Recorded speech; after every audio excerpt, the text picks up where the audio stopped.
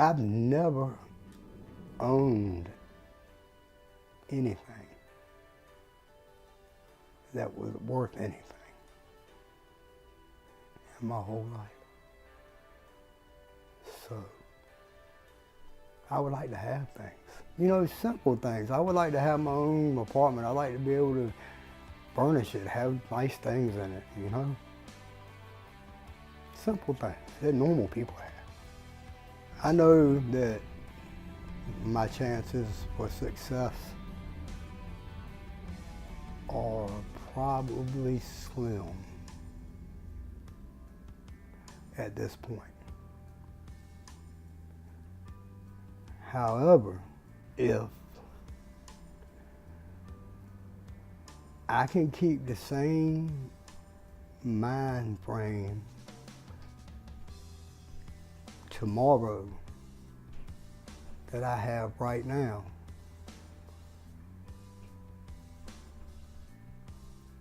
I'll succeed in not using drugs. And if I succeed in not using drugs, and then I'll be able to succeed in life.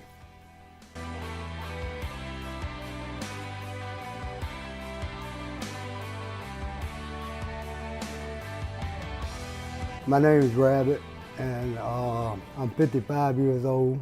I'm gonna bypass my juvenile career because we're not even gonna count that. In my adult career, I've been locked up off and on since I was 17 years old. I'm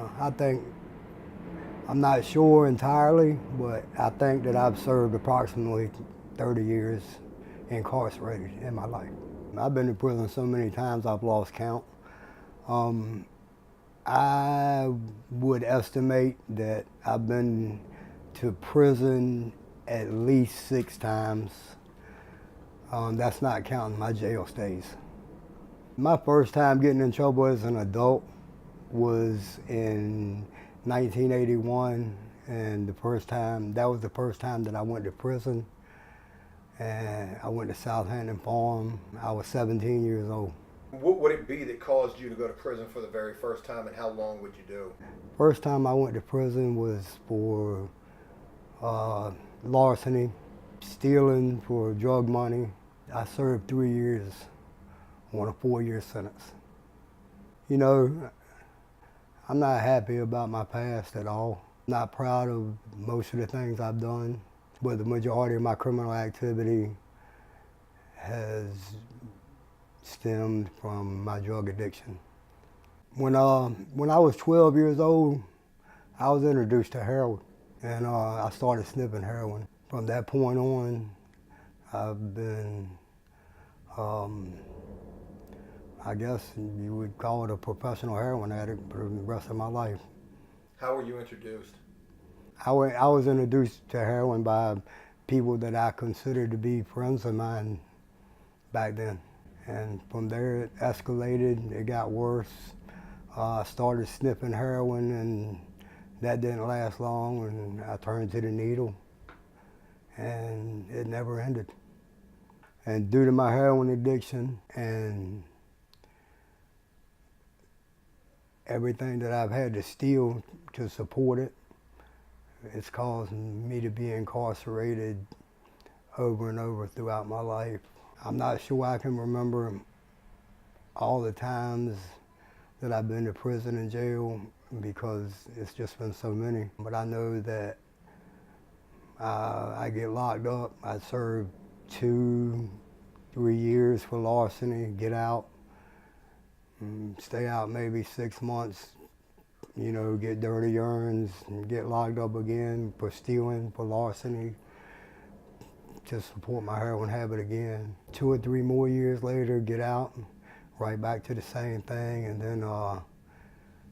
then I graduated to the big leagues. I got a robbery charge.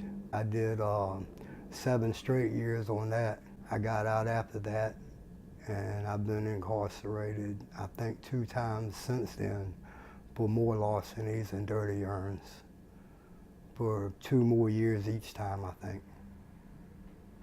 What's the longest time out here in the free world that you've remained clean? I think the longest that I've ever been clean out here in the free world has probably been at the most no more than 60 days, if that. And what causes you to go back to using? I've never thought about it. I don't know. I'm not sure what causes me to go back to using. The want, I don't know if it's just wanting it. I don't know if it's feeling like I need it. I don't know if it's depression. I don't know what it is. I just know that at this point in my life now, and for the future that I see, that I don't want to use anymore. So here I am, released again, nervous, concerned, not knowing what's around the next corner. I've been home for 5 days now after doing 2 years. I'm not sure what's going to happen or how things are going to go. I only know that regardless of the circumstances or regardless of what happens, that today I'm not using the drugs.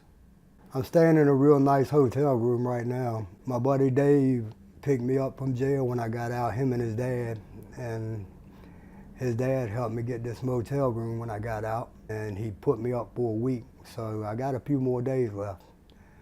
And I went to see my PO Monday, and I got a list of shelters from my probation officer. So I'm going to look through the list of shelters. I've looked through the list of shelters already, and I've made some marks. You know, I've checked some of them off, and I'm contacting some of the shelters, and I'm trying to locate something where I can stay at after my time on the room runs out. I'm not sure. I need to get accepted in them. I'm not sure how that's going to work.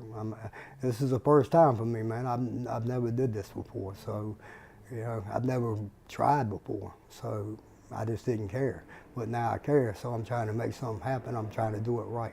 And my buddy Dave, he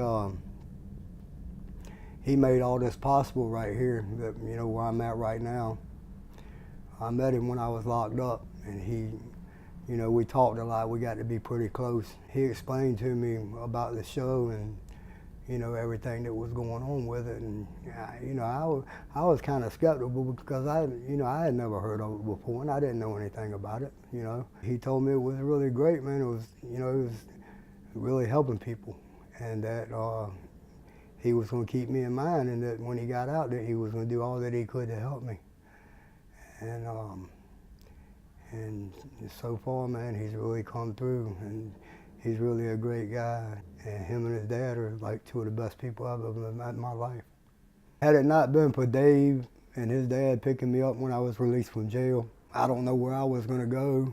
I was going to try to get into the Union Mission if they would let me in. I wasn't sure. I had no way to get there. I didn't have nothing. I didn't have no help from anybody or anything. I was just put out the door at the jail, and that was it. It was cold, rainy, nasty outside, and I was on my own. So that would have been a real trying experience. What makes this time different than all the other times? You said earlier, you want to try. You didn't care before, now you do want to try. This is the first time that I've ever really thought about trying to take a chance on real life, I guess. I've never really cared about whether or not I went to jail or I didn't go to jail, or I just didn't care. The only thing I cared about each time that I was released was the first place I had to go to most of the time to find something to get high on. with that in mind, then this is the first time that I've ever been released and not been concerned with getting high and not cared about looking for anything to get high on and not wanting to get high. And why is that? I don't know. I really don't know. Maybe I'm sick. I mean, maybe I'm sick of jail. Maybe I'm sick of that life. I don't feel it. With me being 55 years old now, maybe that plays a part in it as well. Not knowing how much life I've got left.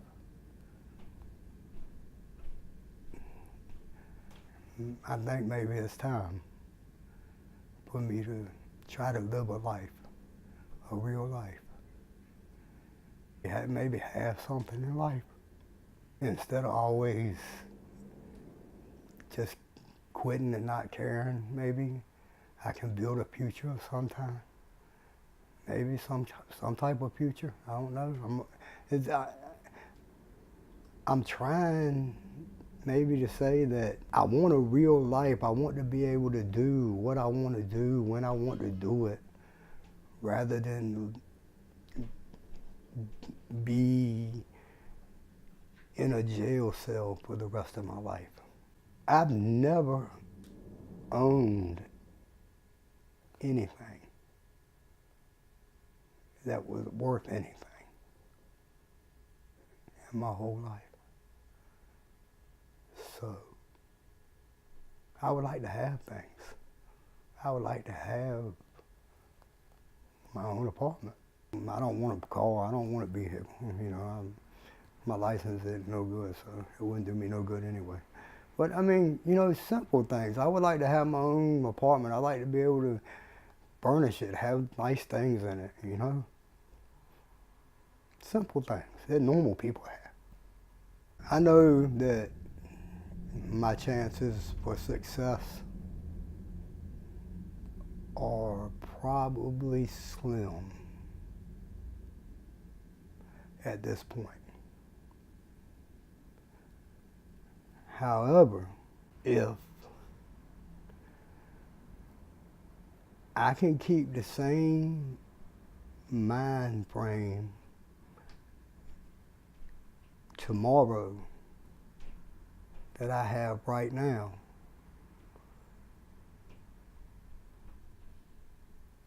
I'll succeed in not using drugs. And if I succeed in not using drugs, and then I'll be able to succeed in life. What I mean by that is that, well, first off, I've got a long way to go. I can only do this one step at a time, and I know it's going to be a slow process. And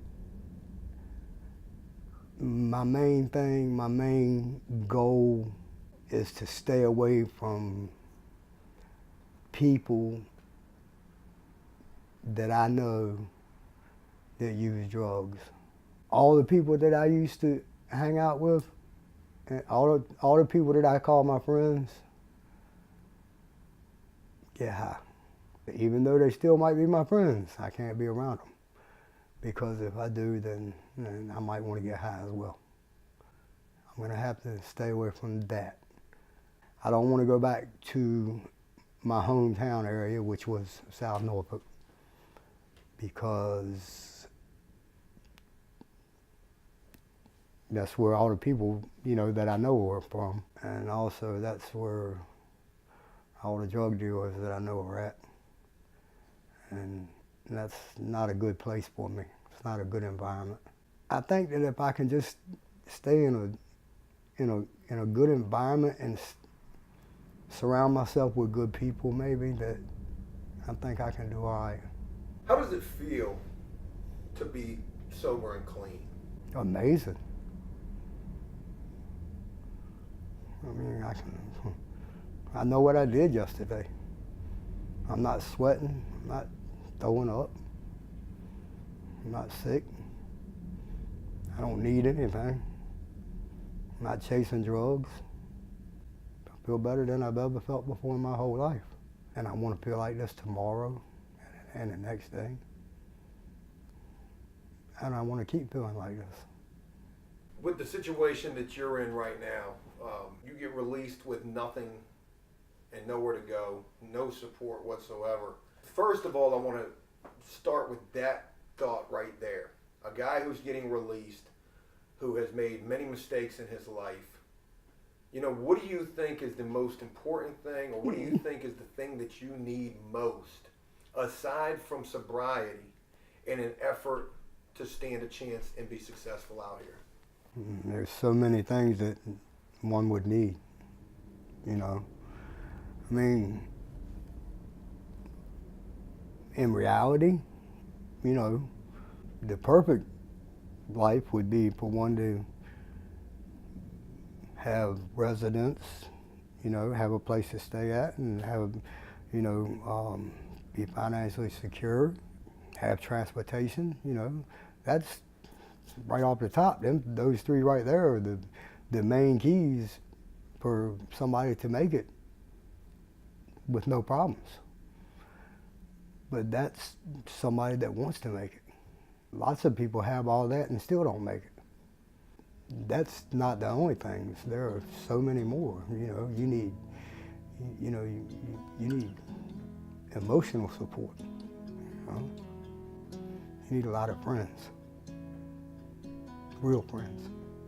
All right, I want to wrap this up with one final question for this take here, Rabbit, and that is, as somebody who has spent the majority of their life suffering from addiction and also being in and out of jail and prison so many different times, to any young people that you see watching this, or to any young people who might see this, who are watching this, who deal with addiction or could end up going down a road that leads to addiction, you know, what do you say to those people out there? If you have any chance in the world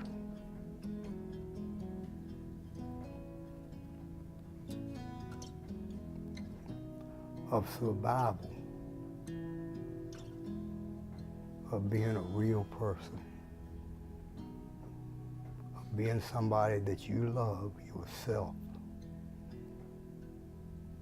please don't use drugs. Please.